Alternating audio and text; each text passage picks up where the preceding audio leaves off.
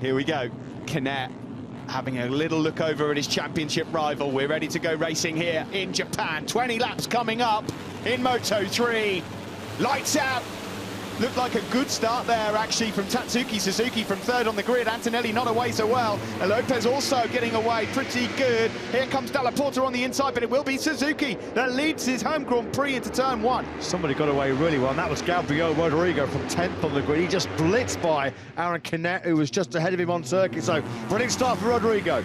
Antonelli then is in fourth place. Then it's Sergio Garcia. Oh, somebody's down. That was Cornfall. Cornfall's gone down. He took somebody with him as well.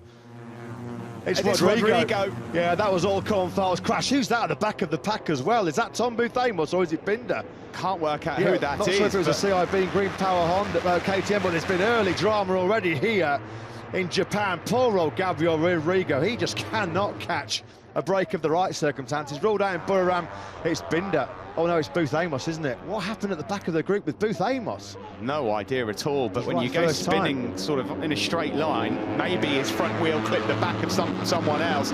I'm sure we'll find out shortly. We saw Cornfall on board on that curb cam. He was running such a tight inside line. Whether he clipped the curb on the inside line, Rodrigo, who'd made a really good start, as we mentioned, absolutely nowhere for him to go. The rotten luck that's followed the Argentinian throughout 2019 just goes on and on and on as Canet and Dalla Porta, the two main men in terms of the World Championship battle, where they're engaging in an early scrap here in Motegi.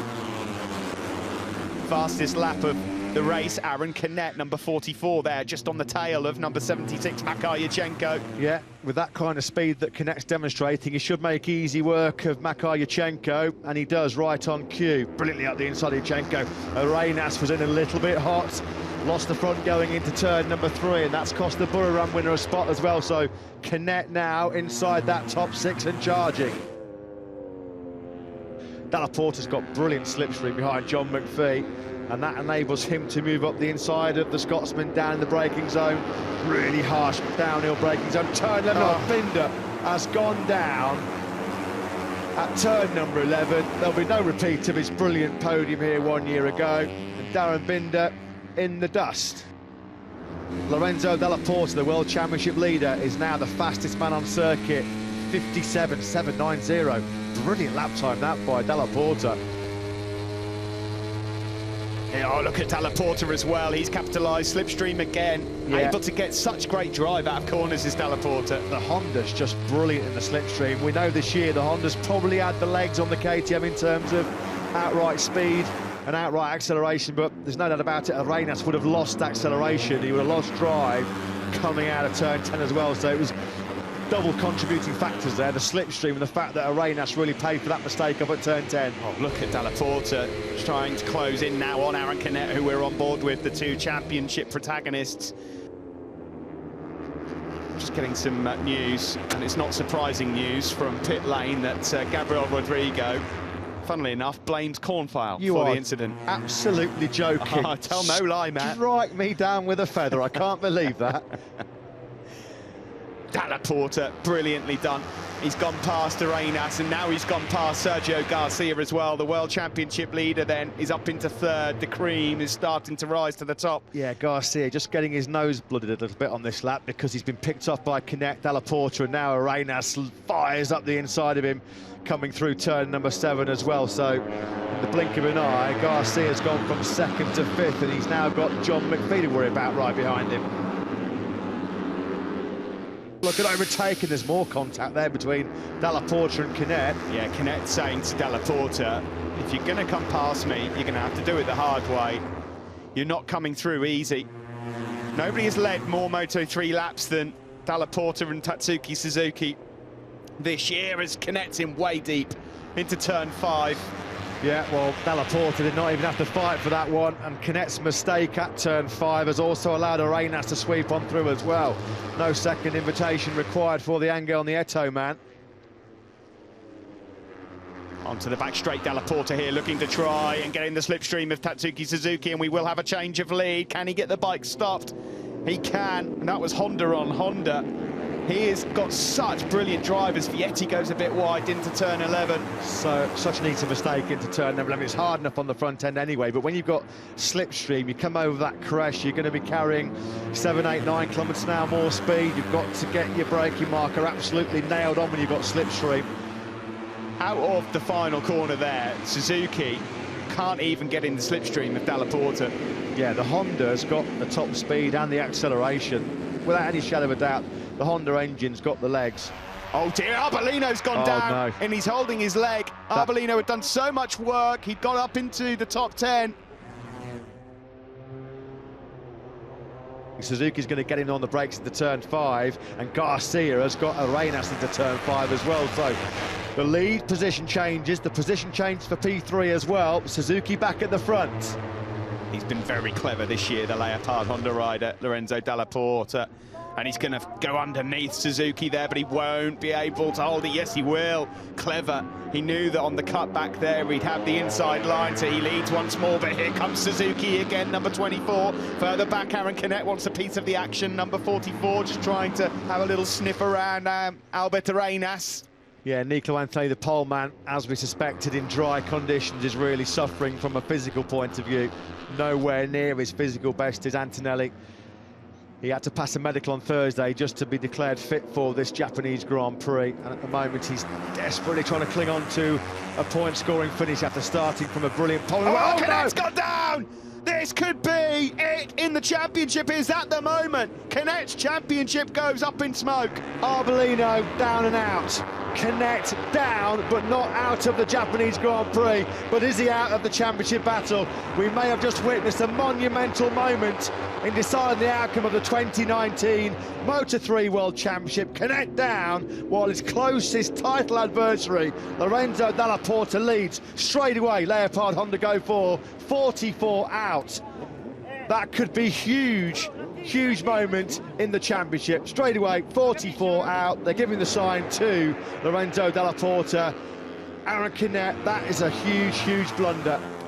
He's had a couple of races that have not gone his way, but they've not been his fault. Max Biaggi can't believe it, and he knows it's all over. It's written all over Biaggi's face. You don't need to be a body language expert to see what Max Biaggi thinks. He knows that the title potentially is slipping away right here in Japan. He was being stretched, and he's gone down of his own accord. He's been asked big questions ever since Dalla Porta got out at front. Well, that means now, Steve, it's going to be just one top 10 finish in the last 5 Grand Prix for Canet. He can blame the technical problem in Misano. He can point the finger of blame at Darren Binder in Buriram. But that was all of his own doing, a self-inflicted wound there for Aaron Canet. And was that Canet throwing away the 2019 World Championship? Lorenzo Dalla Porta will have seen what was on his pit board. Maybe a couple of others would have done as well, as Garcia lunges up the inside there of Albert Arenas. I think it's fair to say that Sergio Garcia's got quite a lot of confidence and quite a lot of trust in that hard Dunlop front tyre. And some big aspirations of getting a maiden podium as well. Canet's retiring, he's calling it a day. Lorenzo Dalla Porta came into this Grand Prix with a 22-point lead over Canet. Canet is out, crashing at turn 5 early on. Tony Arbolino is also out of this Japanese Grand Prix. Talk about opportunity knocking for Lorenzo Dalla Porta to take an iron grip on this year's Moto3 title chase. Albert Arenas is a demon on final laps, by the way. A lot of his wins, he's come from nowhere, and he does not like doing the leading. Well, he won in Le Mans after Fabio Di Antonio's problems, and of course he won in Phillip Island. The only time he led both of those races, he didn't even lead over the line in France City, was on the last lap. So yeah, he's very adept at sort of picking his moment, shall we say. At the moment, Dalla Porta in control. He's just got the edge, although he just went in slightly heavy into turn 11 there. I'd love to know what's happened to Dennis Foggia this weekend. Just no feeling in dry or wet conditions. He's been nowhere. 3 successive top 5s the Italian had coming here into the Far East. 23rd. Terrible day for Foggia. Back at the front now, we're about to start a vital last lap. 4.5 kilometres standing between Lorenzo Dalla Porta and a massive win for the World Championship. A famous victory beckoning potentially for Tatsuki Suzuki on home soil. That was tight there between him and Arenas on the brakes into turn 1. Yeah, Arenas looking to make his move there. That could have gone horribly wrong.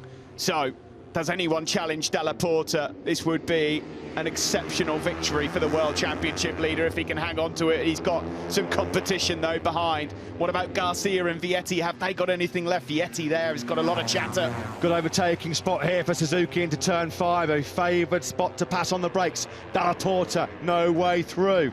Della Porta checks up mid-corner just to bunch the group up behind him, but he still leads the number 48. Yeah, defensive line taken there from Della Porta into turn 5. He knows that's where Suzuki's strong. Suzuki might have to pick another moment. Here comes Arenas. That's brilliant. Arenas saw a gap. He's gone through. Oh, I thought he was going to do 2 in 1 there. So Arenas then, the Grand Prix winner from Thailand, up in 2 seconds. Yeah, Vietti got Garcia. Garcia just struggling to have the pace on this last lap. Arenas closes right up on the rear tyre of Lorenzo Della Porta's Leopard Honda. We've got just 4 corners to go here at the Twin River Tegui. Top end of the circuit, turn 10. Della Porta still standing firm. Arenas can't find a way through. Almost tucks the front there to the Spanish rider. Della Porta leads as they fire down the back straight. Can Arenas do anything about the speed of that Honda on the back straight? He can't get in the slipstream. Tatsuki Suzuki can, but it looks like Della Porta's going to hold on to the lead here into turn 11. Suzuki moves up the inside of Arenas on the brakes. Arenas, though, leaves his braking marker really late. Hangs on to second place. Surely Lorenzo Della Porta's got it covered. He's coming under immense pressure, though, from Arenas. They come to victory corner on the last lap. And who is going to take the victory in Japan? Is he going to hold on? It's going to be a run to the line. Lorenzo Della Porta has surely got this one. As they come across the line, he's done it. What a victory for Della Porta here in Japan. That could be it for the championship. Yuji Mizunuma, the deputy mayor of Motegi, will hand over the race winners' trophy to the 22-year-old Leopard Honda rider, his 70th Grand Prix start, 3rd win of his Grand Prix career, and that, without any shadow of doubt, was the most important. He's 47 points clear in the World Championship.